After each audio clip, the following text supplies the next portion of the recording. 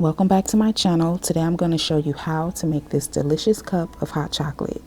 To make this, you're going to need sugar, semi-sweet chocolate chips, or you can use your favorite chocolate, unsweetened cocoa powder, pure vanilla extract, marshmallows, and milk. To start, you want to add a 1/4 cup of chocolate chips to your pot, 2 tablespoons of unsweetened cocoa powder,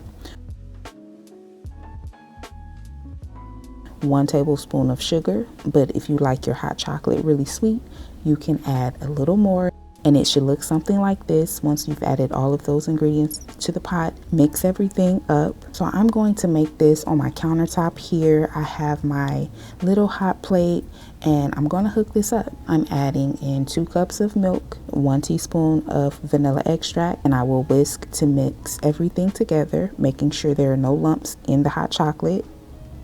Now I will heat this up on high heat, and just before it begins to boil, I'm going to turn it off and remove it from the heat.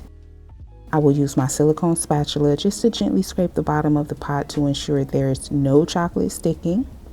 And this took only 3 minutes to make it. So now I'm going to add this to my cup, and to top it off, I will use some marshmallows.